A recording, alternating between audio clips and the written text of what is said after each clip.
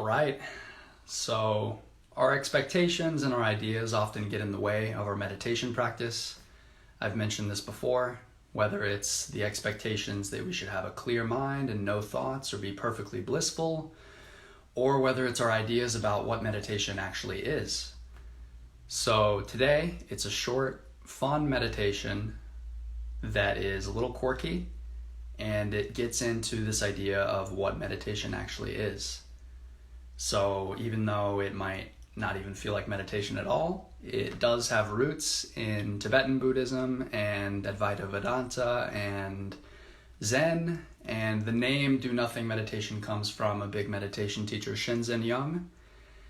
And so this is a legitimate technique. It's something that can, take you a ways actually if you are patient with it. We'll just do it briefly here once, because it's not necessarily building any particular meditative skills, but it's definitely interesting to see what can come up when we do this meditation and how it can make us reflect on what we're really doing here as a whole, what practice is, what meditation is, and that's about all the preview I've got. Who's ready, everyone? Hello, everybody. It's cool to see this many of you here on a Saturday.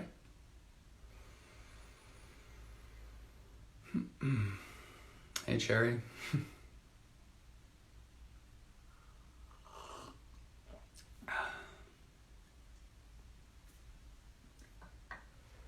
Okay, so this meditation will be 15 minutes long. Happy Saturday to you as well. Great to see y'all. Good morning, and let's go ahead and get ready to get started. Just 15 minutes, so should be easy to close our eyes for this long after doing it for half an hour for a few days. We want to make sure our posture is, again, comfortable but also alert.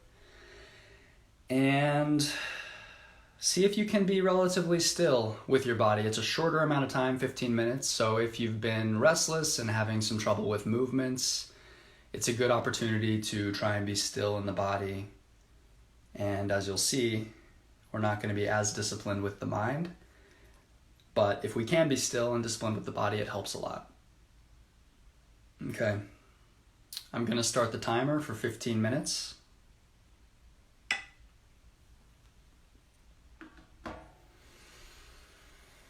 Close your eyes. Let the external world go. And the instructions for this meditation are to do nothing.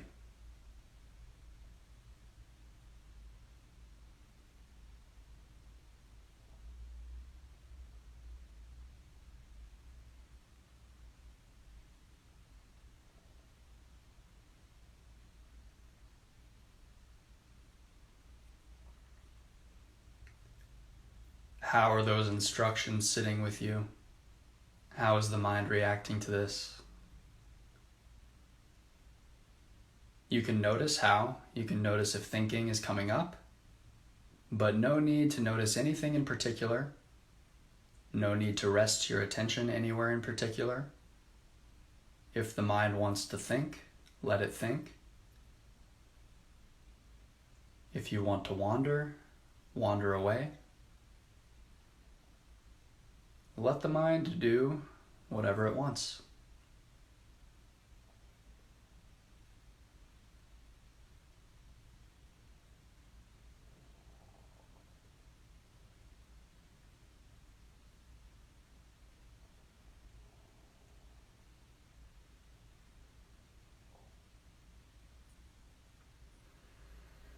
The mind probably has many ideas about what it wants to do. Could be anywhere right now. And there's no worries if it is. Anywhere. Whatever your mind is doing is completely fine in this meditation.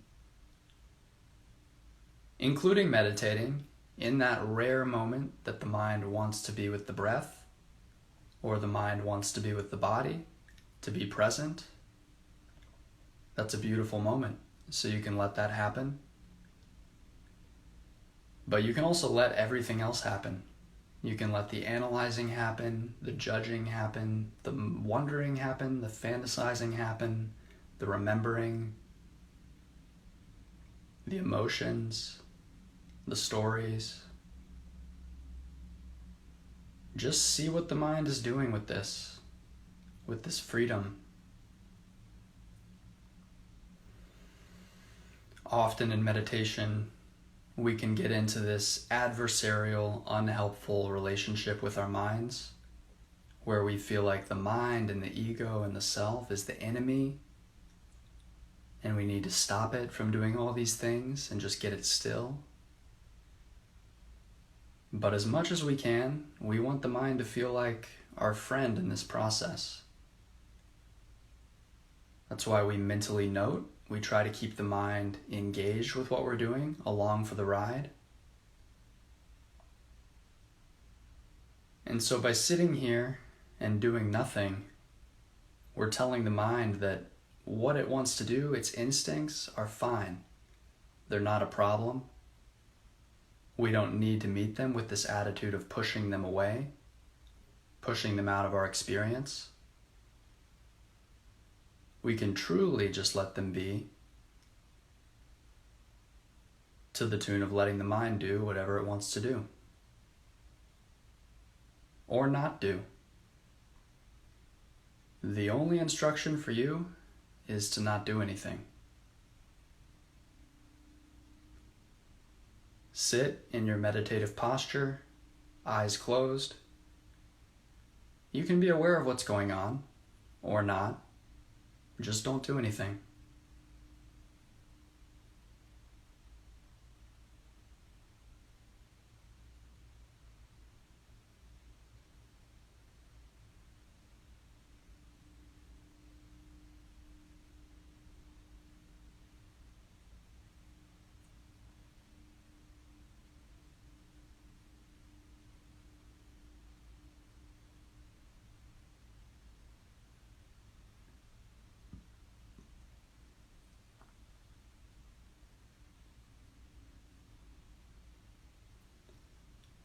What is this, a joke?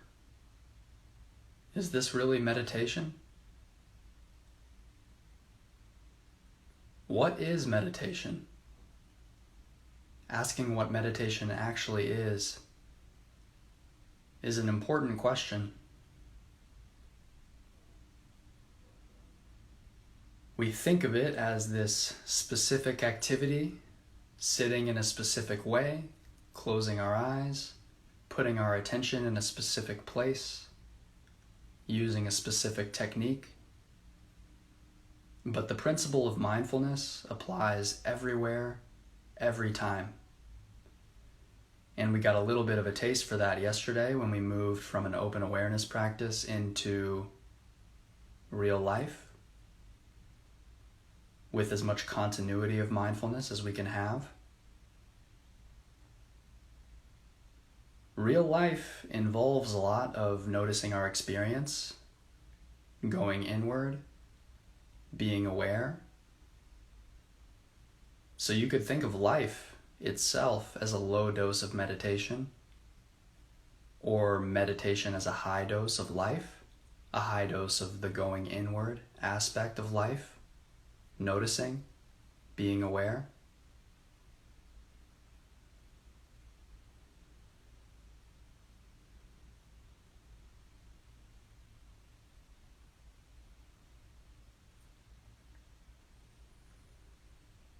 It's easy to get caught up with techniques, meditating,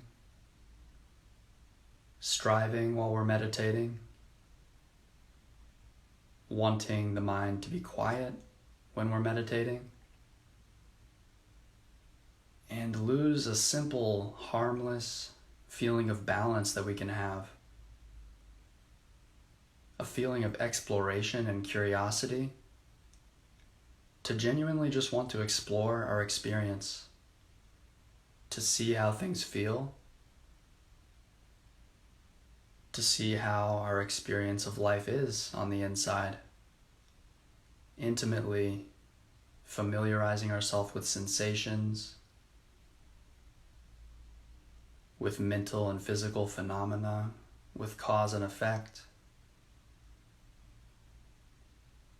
with the breath.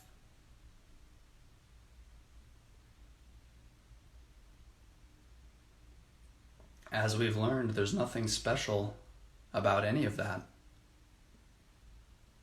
You don't need the breath to meditate. You don't need any specific technique to meditate. The techniques help. They give us a confidence. They show us where to start, where to look. But at the end of the day, what is this other than just looking at our experience? Being with our experience. So just be with your experience. No matter what your mind wants that experience to be, let it be. Let your mind do what it will. And for you, just remember your one job: do nothing.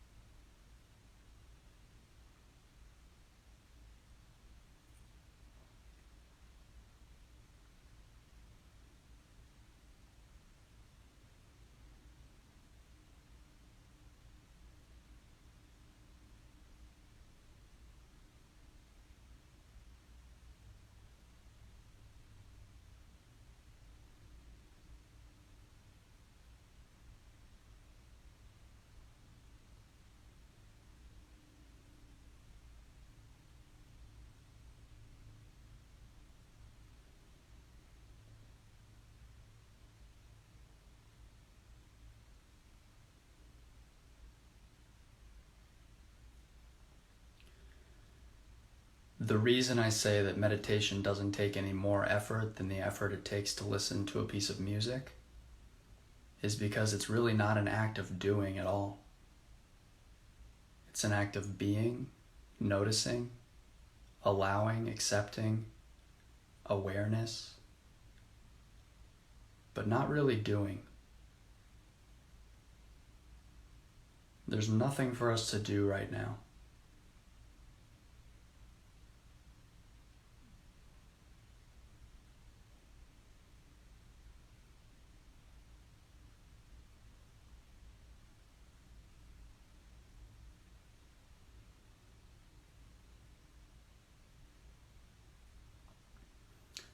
Notice any resistance that comes up to this meditation or to any of the things I'm saying. Notice any self-judgment, any judgment in general, any feelings that we're wasting our time here, any worries about whether this is really worth it. You've had 10 days to feel what meditation can do, practicing consistently, longer and longer, sitting 3 consecutive days for 30 minutes. That's a real dose of meditation, more than most people meditate when they first start out. And so you're starting to get a feel for what meditation can do, whether it's worth it, whether it's beneficial for you. And you're starting to get that feeling from experience. And with experience, the mind adapts. It does it slowly, slower than we would like. But the mind does slowly learn what's forward leading, what makes us happier, what doesn't, what patterns, what ruminations, what mental schemas, what insecurities we can let go of that don't serve us. So you can allow the mind to be on your side here, trusting that the mind is bringing more awareness to this than it would have 11 days ago. Trusting that over time, the mind's inclination will become one of awareness, mindfulness, And you don't have to force the inclination to change. You don't have to push anything out of your experience. You don't have to flagellate the mind into doing what you want. You can just let the mind be.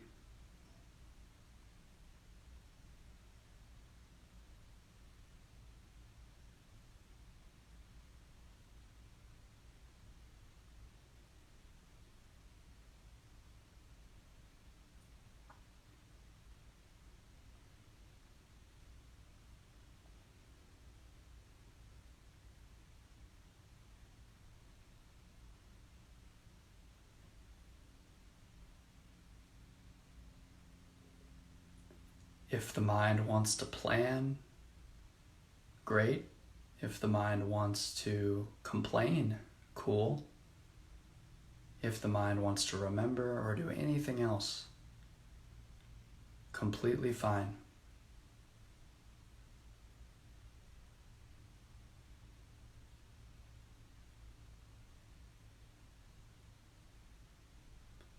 You can notice whatever it is, whatever it happens to be that the mind chooses to do. Just being with that. It might even be meditative. It might even be paying attention to the breath or paying attention to our experience.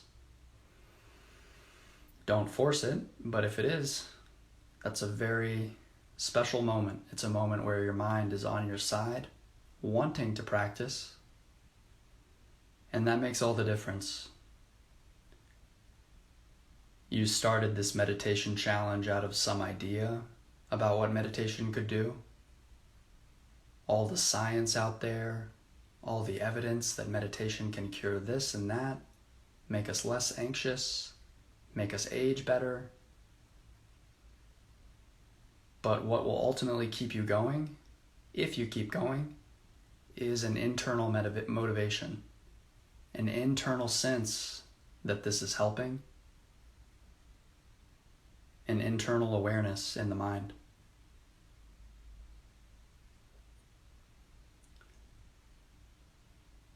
So whether the mind is with that awareness, whether the mind is aware, or whether the mind is thinking about God knows what, you can reconnect to yourself sitting in this room as we get ready to wrap up.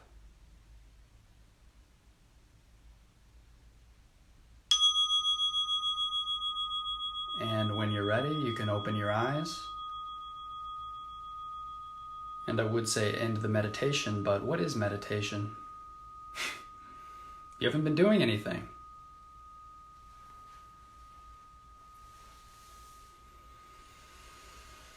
So you can end the closed eyes sitting meditation, go into the living your life meditation with awareness, noticing as much as you can through your day. Mindfulness, noticing how the mindfulness you've cultivated over 11 days now has affected your relationship with the world, with external events, with your own mind. Glad to hear it was fun, Owen. Broccoli Dad, no, that's not too weird for this meditation. It's not too weird. Eyes closed is good usually. Good to hear it, Chet Banana and Dexter. And yeah, for all the rest of you, I see some good reactions, and then maybe some people found that weird. It's very understandable if you would, but I do it to break down this barrier we create with our ideas of meditation, our expectations that it should be a certain way, ideas that the mind is against it being that way, ideas that meditation is just something we do like this, and not something we can take with us into life. So as much as we can live our lives, which I think are kind of like low doses of meditation, insofar as we're aware of our internal experience, as much as we can live our lives with awareness, we can walk this path not just when we're on the cushion, but all the time. So you're getting an idea if you will be walking this path after we say bye. Tomorrow's our last day together in this Instagram Live format, so I know it might be getting melancholy, bittersweet. I've definitely enjoyed this, and I will miss many of you. I want to clarify how we can stay in touch, because I know I've mentioned a few times that I have this group called the Zoom Sangha, and the link is in my bio on Instagram. You can sign up, and what that group is, what it entails, is weekly meditations with me. So it's for people who are practicing regularly. Please don't join if you aren't really into meditation or if you gave it a shot and you think it's not for you. I mean, it's very understandable if that's the case. Definitely no worries. Thanks for giving it a shot. But for the weekly meditations, we'll be getting into kind of deeper meditations, longer meditations. So I really want it to be for people who are practicing regularly and can make the most of what I'm going to be offering. So if that's you, or if that might be you in the future, you can go ahead and sign up, share your email, get on the list, and we can stay connected. And I'll also be using that list to let you know, when I'm coming out with more meditation and what I'm up to in the future. And I missed so much while I was saying that. Yes, it is understandable. Many of you were confused in the beginning. That's funny, Michael. Okay, someone came in this meditation for the first time. So an interesting one to do for your first meditation. I would suggest going to the beginning and working through this series. We have been working on some other types of meditation, but the do nothing technique is powerful. If you do the do nothing technique repeatedly for a while, you would be surprised what can happen. Good to hear it, W. Lowry. Okay, so Asian Burger says that was actually hard. Interesting to notice if that was hard. So your mind can do whatever it wants. So if it's saying, and this is hard, complaining or frustrated or whatever it is, obviously that's fine. Obviously you did it right, but helpful to notice that it was hard, to notice, maybe why it was hard. Was there self-judgment? Was there a feeling that I'm wasting 15 minutes right now? Why am I doing this? Was there, a lack of being sure of what you're doing, just second guessing yourself? Because this is it's funny. We often, especially if we're achievers or if we're perfectionists, we often, want to look for what we could be doing wrong. And in this meditation, there is nothing you could be doing wrong. There's no way to do this meditation wrong. So that doesn't compute for a lot of us. It's hard. It makes us almost look harder for what could be amiss. And that's useful, seeing that come up and working through that. All right. Yeah. Muchotos makes sense.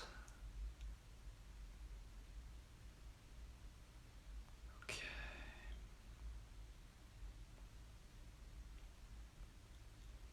The Disney Geekette, you're very welcome. And a few of you asking about taking money for meditations. I don't charge for meditations just because I think money has a subtle influence that can affect our motivations with things, and I always want to be very sure that I'm sharing what I'm sharing because I want to share it, and for no other reason. I don't want to water things down or present this in a different way based on the opportunity to make money. So that's the reason for that. And some people asking about staying in touch. So if you sign up for the mailing list, you will be in touch insofar as I'll be letting you know about everything I'm doing. I'll be telling you about each meditation each week and the meditation materials I'm releasing, the podcast meditations. You'll be in the loop. And then as far as staying in touch, back and forth, if you ask me meditation questions on Instagram, I'm always happy to answer meditation questions. I'm not always on Instagram, so it's possible I will take another hiatus from these beasts we call social media platforms. And so if I do, the mailing list becomes especially important. You can reply to the email from that and get in touch with me. And in general, I'm not going to respond to every person asking if I'll play Survivor again, but I will respond to you if you're practicing meditation and you are looking for a sounding board or for advice.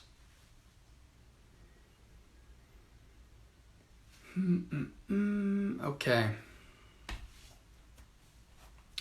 That's it for this meditation today. One meditation left. It'll be a longer meditation. We want to finish this challenge as a challenge, so we will have a challengingly long meditation tomorrow. We'll bring together everything we've done. We will go through it again, and you'll be very clear when we finish on everything you've learned, on how meditation sits for you, whether it's helpful for you, whether you want to continue with it, and you'll have the skills to do so if you want. So thanks for sharing your practice, and I will see you tomorrow.